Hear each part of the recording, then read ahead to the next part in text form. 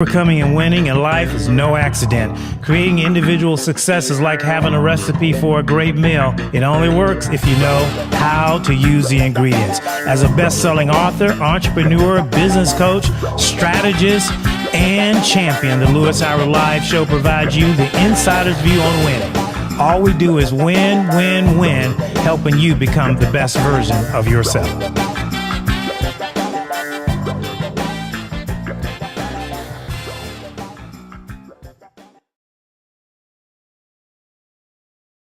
And good afternoon to all the good people around the world taking an opportunity to share, listen. Everybody is listening to so many podcasts, and which is good. I'm Lewis Howard, and I'm the host of Lewis Howard Live, and I've been doing podcasts since 2009. Yes, 2009, and over 640 episodes in our vault. That is more than many of the best shows you probably listen to. I'm probably one of the best shows you never heard.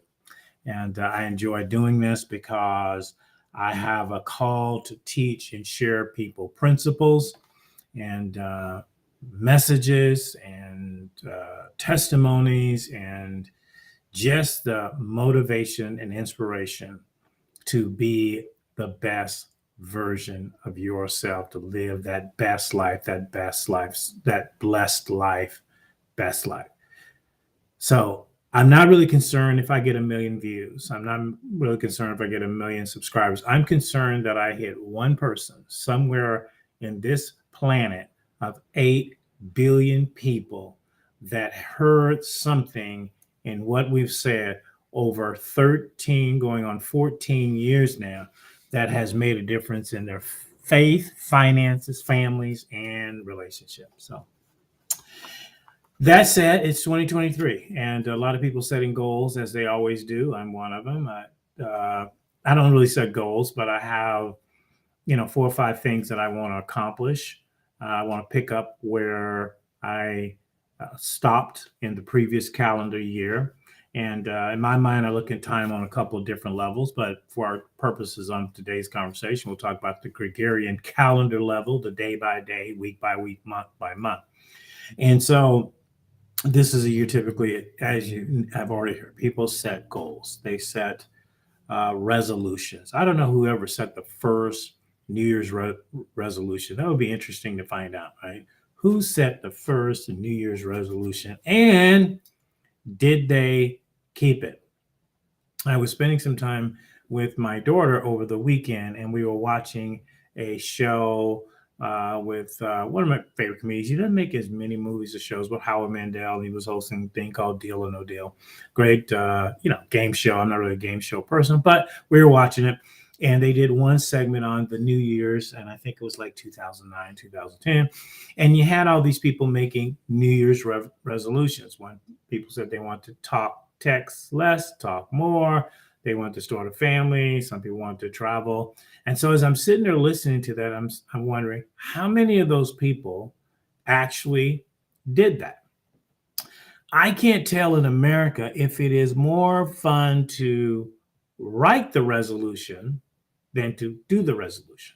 I think people feel good when they write a resolution or come up with a resolution because that makes them feel like they are productive, that they are doing something, they have something to look forward to accomplish for that year.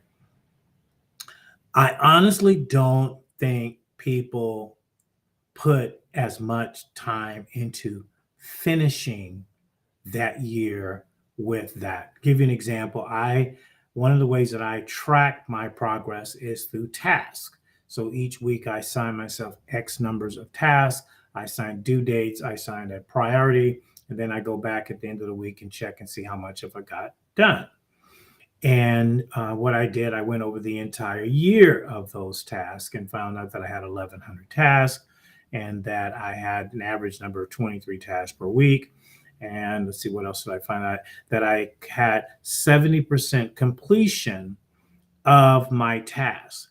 30% of the items did not goal complete. But given it was 1,100 items, so that's a lot of items to complete 70% of 11 items. That's fairly substantial. So my reason why I bring that up is how many people, what percentage of people keep their resolutions when they write them?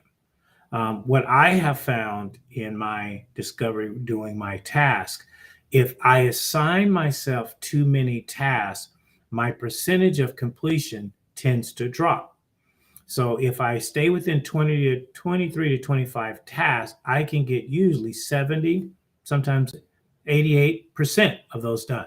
When I go over that and I start assigning myself 30, 40 tasks, it drops down to like 62%. So what that tells me is that we overload ourselves.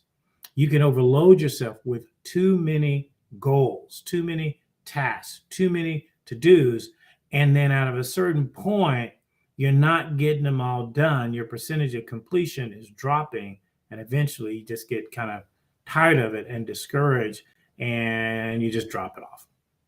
So the inspire for today, the ingredient today is to discover one thing that is important above all things. Okay. If you have 5 things, let's say I want to lose 10 pounds, I want to increase my income, I want to take a trip, I want to meet new connections. I'm just throwing out stuff. I want to learn how to cook. Okay. So out of those things I just named, what is the one thing that would be important enough that they could affect everything else? So if I lost 10 pounds, would that let me stay healthy enough and have the energy enough to work hard enough to take my trips, to meet people, to engage? Could be. If I made a little bit more money, would that give me flexibility in being able to go where I want to go and do what I want to do? You see where I'm going is if you accomplish one of the tasks, then you set yourself up for accomplishing all of the tasks, because by default, those other things will fall in line.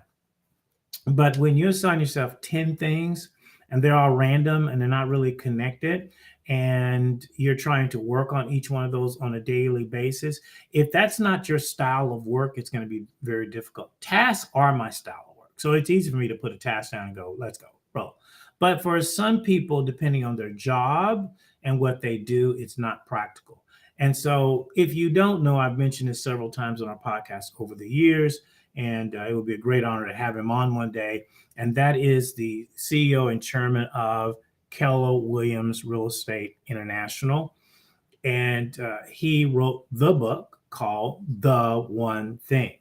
And it is a book centered around saying the principle of the book is find the one thing that you can do that can positively impact the other 9 things. If you got 10 things on the list. And I've really adapted that philosophy. And so it's hard because in America, we like choice. So we like to have 4 or 5 options on everything. And we like to have a back door on everything. So when you narrow yourself to the one thing, you're actually saying, I'm going to focus on this one thing.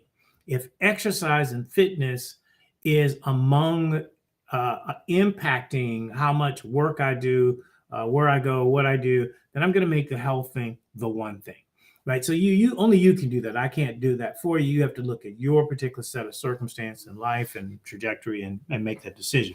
But I believe that if you take your list that you started with for 2023 and you look at the item and you say, I want to work on my one thing, the one thing that is a common denominator to all of them. Number one, we know your health is a common denominator, everything you do. It's not isolatory. That's why so many people start out with health every year, right? Dry January, no drinking, no eating, no breathing air, nothing, right? So people know that their health is important. The other biggest, I think, resolutions center around finances, because people know the importance, especially in our economy-driven culture, how important having adequate material resources is important to, what you can do. So those are common denominators to everything else, right? If I don't have enough money, then Setting a goal to buy a new house won't really matter. Setting a goal to take a trip to, you know, Australia won't really matter. But if I make the money and increase my income, okay, now I can get those other goals in line. So my advice as somebody that's coached and managed people for a long time, and to be honest, most people do not hit their goals. Most people do not hit their resolutions. I will grant you that by second quarter, most people's resolutions are off the table. And in particular, in our Western culture, we are great starters. We're absolutely phenomenal starters with things, right? But we are lousy finishers. And it's the finish that makes the difference in the whole deal. It's the presentation of the meal that makes the whole deal work, right? If it ain't presented right, if it is sloppy, you're not going to want to pay and enjoy that meal. And some people are, maybe some people just hungry and don't care, but I would not want to. So it's the finish, right? Every athlete knows it's not how you start a game, it's how you finish, right? As a parent, you know, it's not how you start that, it's how you finish. So how you finish your year is just as important as the sitting down and writing the goals. And that crosses age, race, creed, color. There's nothing woke about that. There's nothing radical about that. There's nothing racial about that. That is just a principle, right? You got to start something and you got to finish it no matter what it is. Okay. And so think about that as a thought. And so I would go back as a takeaway is take your goals, and hopefully that, you know, if you're watching the show, you got some goals, but take your goals, take your resolutions, set them down, put a priority on it. Is it priority 1? If it doesn't happen, life is not going to be pleasant for me. Or if it's priority 3, if it does, if it doesn't, I'm okay. But take the one that becomes priority 1, then that's probably the one thing you want to focus on above all things.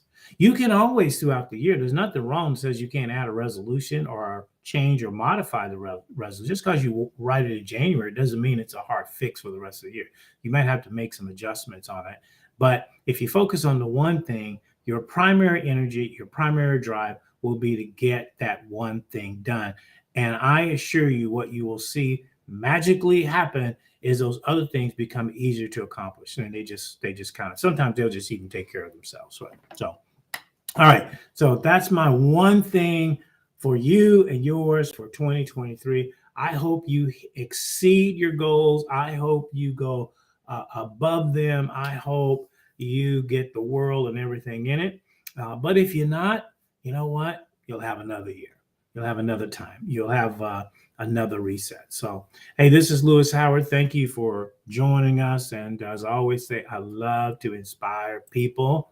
And every great champion knows that success, overcoming, and winning in life is no accident. Creating individual success is like having a recipe for a great meal. It only works if you know how to use the ingredients. As a best-selling author, entrepreneur, business coach, strategist, and champion, the Lewis Howard Live Show provides you the insider's view on winning. All we do is win, win, win, helping you become the best version of yourself.